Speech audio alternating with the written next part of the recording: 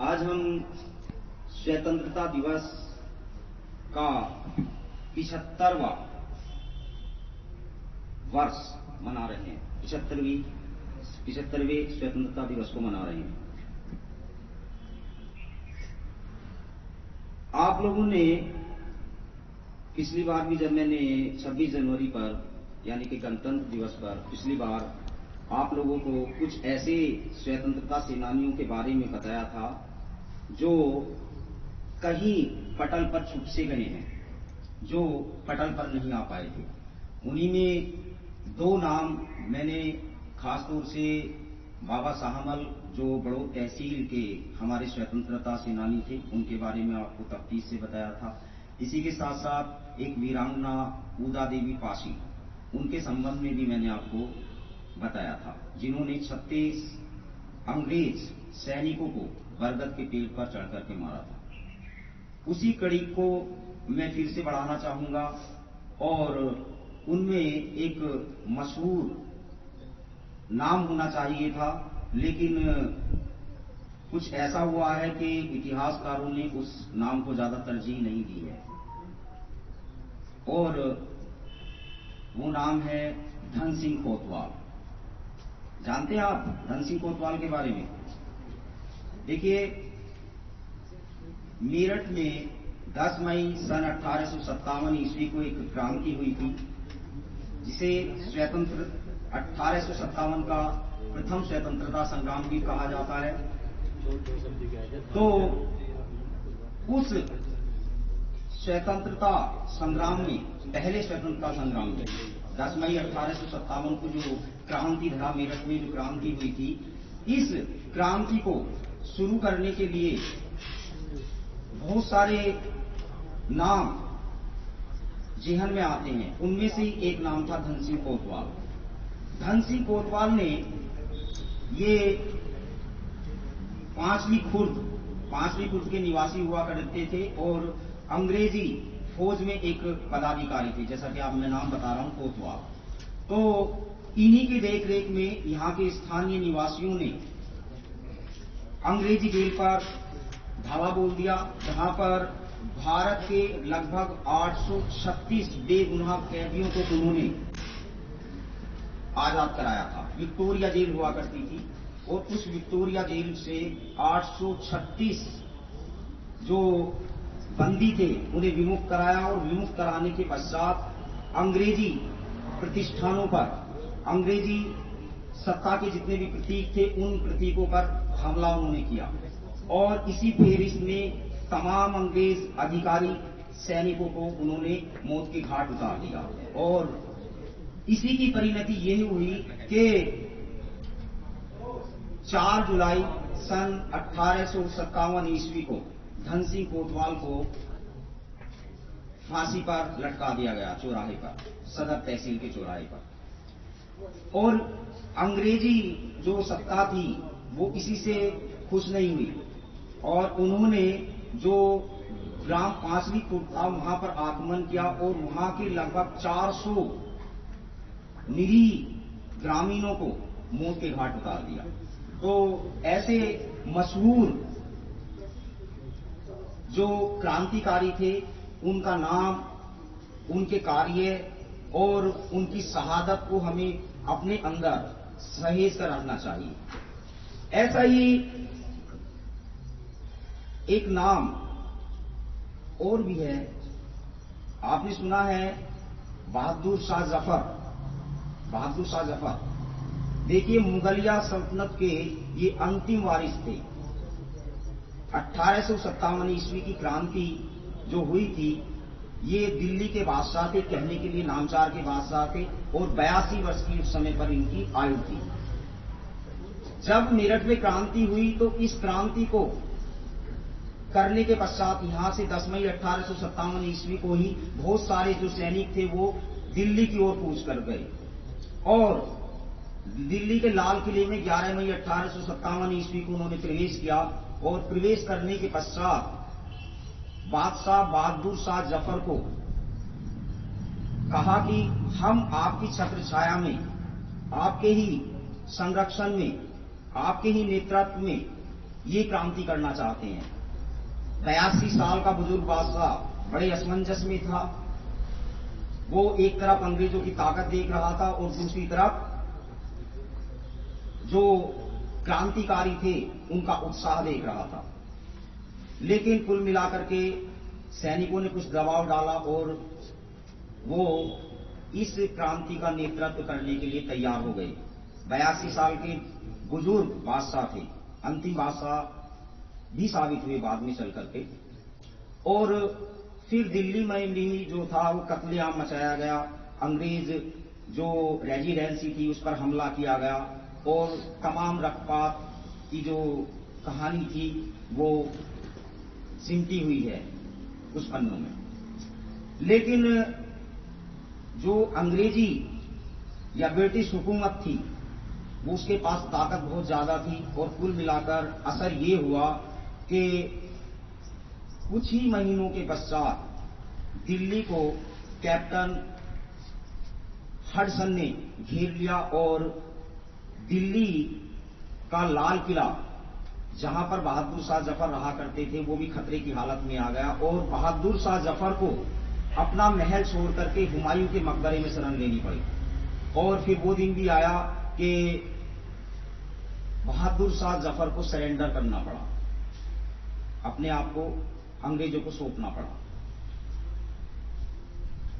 बंदी बना लिया गया। बंदी बनाने के पश्चात जब उन्हें भूख लगी, कई घंटे तक जब वो भूखे रहे, 82 वर्ष के बुजुर्ग थे, मैं पहले ही बता चुका हूं। तो जब उन्हें भूख लगी तो कैप्टन हडसन ने कहा कि बादशाह सलामत के लिए खाना पेश किया जाए। 3 थालों में, 3 जो बड़े बड़े थाल थे, थालियां थी, उनमें खाना आया। आप जानते हैं उस खाने के ऊपर से जब कपड़ा हटाया गया तो उस पर 3 सर रखे हुए थे। 2 उनके लड़कों के थे और एक उनका पोता था। और हडसन ने कहा कि इस खाने को आप खाइए। तो देखिए 82 वर्ष के उस बुजुर्ग बादशाह के बयान क्या थे।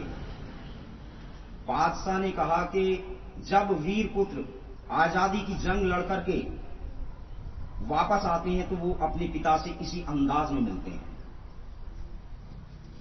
खैर बहादुर शाह जफर को बंदी बना लिया गया और निर्वासित करके रंगून भेज दिया गया। और रंगून में लगभग 5 वर्ष तक वो जेल में रहे। उन्हें जो तमाम जो सामान्य सुविधाएं होती हैं वो सामान्य सुविधाएं भी नहीं दी गई। वो तरसते रहे। लिखने के लिए देखिए मशहूर शायर भी हुआ करते थे, तो लिखने के लिए उन्होंने जो है कलम या कागज की मांग की, लेकिन वो मांग भी उनकी मांग वो भी पूर्ति, उस मांग की भी पूर्ति नहीं की गई। फिर वो कोयले से दीवारों पर लिखा करते थे। उन्हीं में से एक शेर उन्होंने लिखा था, उम्रे दराज मांग कर लाए थे 4 दिन, 2 आरज़ू में कट गए 2 इंतजार में। और कितना मजबूर है जफर दफन के लिए, कितना मजबूर है जफर दफन के लिए, 2 गज जमी भी ना मिल सकी हुए यार में। हुए यार का मतलब है वतन के लिए कहा है। देखिए एक वाकया और सुनाता हूं कि जब उन्हें बंदी बनाया जा रहा था तो एक अंग्रेज अधिकारी था और वो भी शायरी किया करता था और वो जानता था कि बहादुर शाह जफर जो है वो एक शायर हैं। तो जब बंदी बनाया जा रहा था हुमायूं के मकबरे में बहादुर शाह जफर को, तो उस अंग्रेज अधिकारी ने उर्दू की जबान में कहा था कि दम में दम नहीं ए जफर, दम में दम नहीं ए जफर, खैर मांगो जान की, अब मयान हो चुकी है शमशीर हिंदुस्तान की। बहादुर शाह जफर ने इसके प्रत्युत्तर में क्या बोला था तुरंत ही कि हिंदियों में बू रहेगी। हिंदियों का मतलब है हिंदू से नहीं है, हिंदू, मुसलमान, सिख, पारसी, ये सभी लोग हिंदियों में माने गए थे कि हिंदियों में बू रहेगी जब तलक ईमान की, हिंदियों में बू रहेगी जब तलक ईमान की, तख्ते लंदन तक चलेगी तेग हिंदुस्तान की। तो ऐसे बहुत सारे क्रांतिकारी हैं, बहुत सारी फेहरिस्त है इसकी, एक लंबी श्रृंखला है 1757 से लेकर के 1947 तक, यानी कि 190 वर्ष के समय की जो ये अवधि रही है, इसमें एक लंबी श्रृंखला है। ऐसे ही बहुत सारे विस्मृत से नाम हैं जो आपको मालूम होने चाहिए और कोशिश की जाएगी कि आपको उनके बारे में और बताया जाए। बहरहाल हम आजाद हो गए हैं, तमाम चीजें हमें मिली हैं। 1947 का वो वक्त और आज का वक्त, उसमें बहुत अंतर है, लेकिन अभी भी हमारे सामने बहुत सारे प्रश्न खड़े हुए हैं, मुंह बाए हुए। हम अभी भी गरीबी से आजाद नहीं हुए बेटा, निरक्षरता से आजाद नहीं हुए, भ्रष्टाचार से आजाद नहीं हुए, अशिक्षा का दौर अभी भी जारी है। और सबसे बड़ी जो कमी है, वो जो मुझे लगती है, वो है कि हम एक देश तो लगते हैं लेकिन एक राष्ट्र नहीं लगते। देश में और एक राष्ट्र में बहुत अंतर होता है। देश एक टुकड़ों में बटा हुआ भूखंड हो सकता है, लेकिन राष्ट्र जो होता है उसका संबंध भावनाओं से होता है। जब किसी विशेष क्षेत्र में रहने वाले लोग भावनात्मक रूप से एकजुट हों, एक का दर्द दूसरे का दर्द, एक की परेशानी दूसरे की परेशानी, एक की खुशी सभी लोगों की खुशी हो, अगर ऐसी भावनाएं सभी लोगों के बीच हों, तब वो एक राष्ट्र कहलाता है। लेकिन हम अभी भी जातिवाद, संप्रदायवाद, इन तमाम चीजों को सबसे आगे लेकर के चलते हैं। किसी आदमी से पूछिए आप कौन हैं, तुरंत अपनी जाति बताएगा। क्यों? दुनिया आगे बढ़ रही है। आज तमाम देश जो हैं वो एकजुट हो रहे हैं। आज हम एक दूसरे पर निर्भर हैं। एक देश की जो जरूरतें हैं वो दूसरे देश से पूरी हो रही हैं। फिर हम सब भारतीय एकजुट क्यों नहीं हो पा रहे हैं?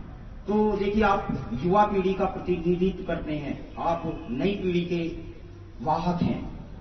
हो सकता है हमारी पीढ़ी या हमसे पूर्व की पीढ़ियों में ये कुछ उनकी अपनी कुछ सीमाएं रही हों, उनके अपने कुछ पूर्वाग्रह रहे हों, लेकिन आप लोगों को यदि इस देश को आगे ले जाना है, इस देश का चहुमुखी विकास करना है, और ये विकास कब होगा? जब आप अपना विकास खुद करेंगे। देखिए, एक एक कड़ी महत्वपूर्ण होती है। यदि एक तिल्ली टूट जाए तो जो पहिया है वो कमजोर हो जाता है। तो आप लोगों का ये पुनीत कर्तव्य है कि अपने आप को पूर्वाग्रहों से, रूढ़ियों से, ऐसी जो परंपराएं हैं जो आपके लिए बाधक हों, उनसे किनारा करें, और तभी ये राष्ट्र जो है, तभी ये जो देश है, तभी एक महत्वपूर्ण राष्ट्र बन पाएगा और विश्व के पटल पर खड़ा हो सकेगा। धन्यवाद।